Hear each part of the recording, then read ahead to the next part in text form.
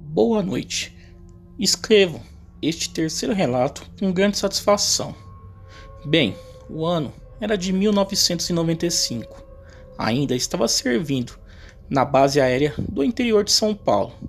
E desta vez estava cobrindo folga na sala de guarda do batalhão, que se resumia a ficar atento às comunicações via rádio. Então, por volta das 2 horas da manhã, eu já meio sonolento, sentado à frente do rádio, se iniciou uma gritaria e choros na rede rádio, mas não dava para entender quase nada, apenas ouvia gritos de "ele está aqui e vai nos pegar", e choros, gritos "lá vem ele de novo". De repente a transmissão parou, e como são cerca de 10 postos e todos copiaram os gritos, já se iniciou um tumulto na rede, tentando obter mais informações. E já de imediato me ocorreu de chamar o último posto que transmitiu, porém nenhum dos postos relatou nada, e comecei a chamar um por um, para confirmar o local. Então o oficial apareceu, saindo do seu alojamento querendo saber mais detalhes. Eu informei que estava fazendo e apenas um dos postos não respondeu, o posto do Paiol. Para quem não sabe, Paiol é onde guardamos as munições, que fica isolado a cerca de 9 quilômetros. O lugar era em meio a uma mata e fechado por cercas e com uma guarita e um alojamento, onde ficavam com 3 guardas 24 horas por dia. O oficial chamou os outros soldados que estavam no quarto de hora de folga. Acionamos o caminhão na garagem para ir ao local ver o que acontecia. E em cerca de 5 minutos já estávamos a caminho do local, ainda tentando comunicação via rádio, porém sem resposta. Quando chegamos ao Paiol, chamamos os guardas e não tivemos resposta.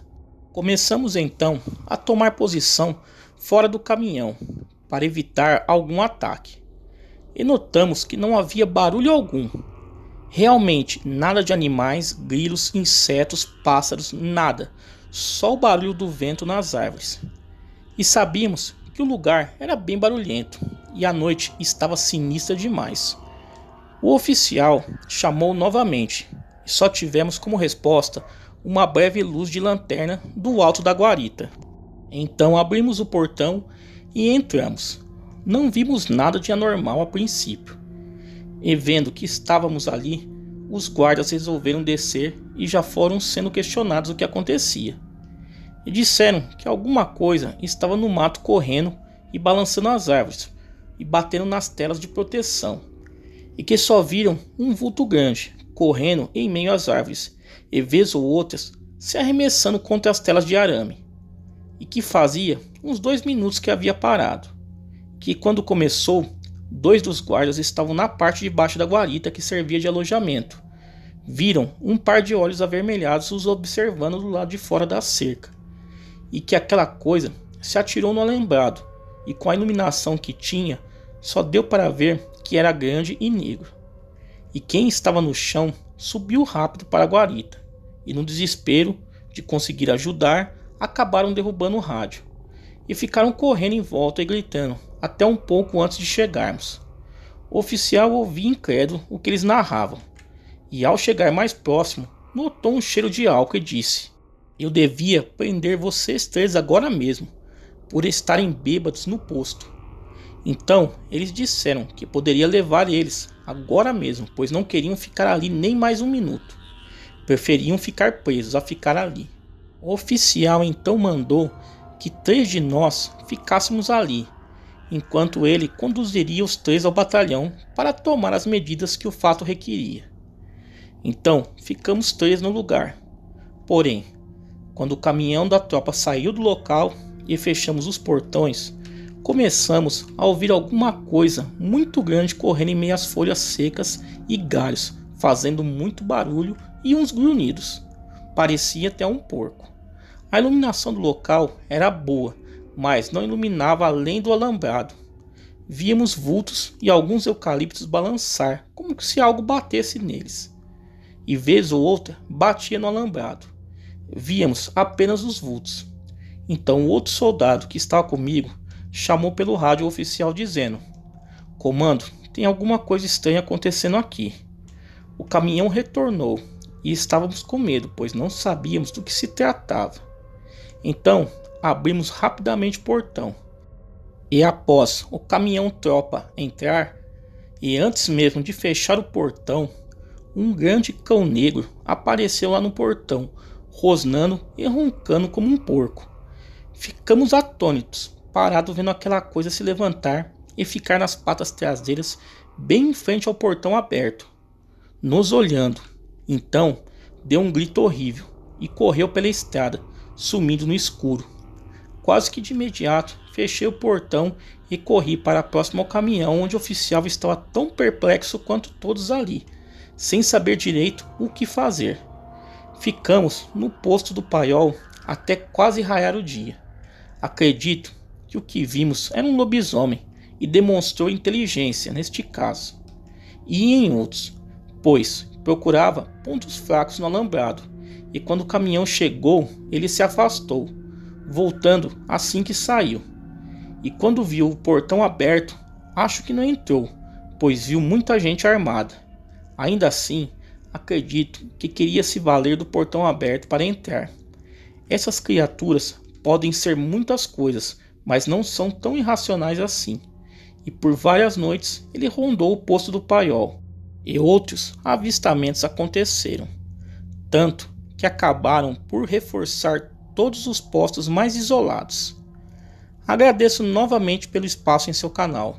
Aprecio muito os relatos, e só quem já passou por isso e já viu sabe do que estou falando. Enfim, um forte abraço. Tá, galera, vamos a um segundo relato. Minha família havia comprado um sítio muito antigo na cidade de Pinhal do Sudoeste, onde corria uma história na cidade de que a antiga dona da casa havia sido assassinada pelos seus ex-amantes apunhaladas dentro de um dos quartos, sendo por esse motivo que o sítio, segundo comentavam, era assombrado. Ninguém deu muita importância ao fato, pois achávamos que era coisa de caipira.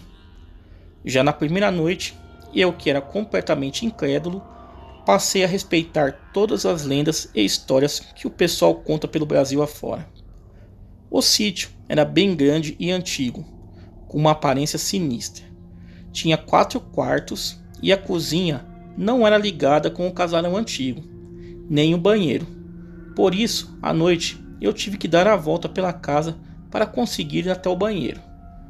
Quando saí para ir ao banheiro, dando a volta pela casa, pude perceber alguém parado próximo ao arbusto me observando. Levei um susto e nem consegui ir ao banheiro.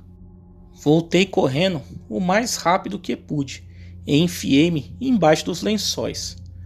Depois passei a ouvir vários ruídos pelo corredor, como se alguém estivesse arranhando as paredes.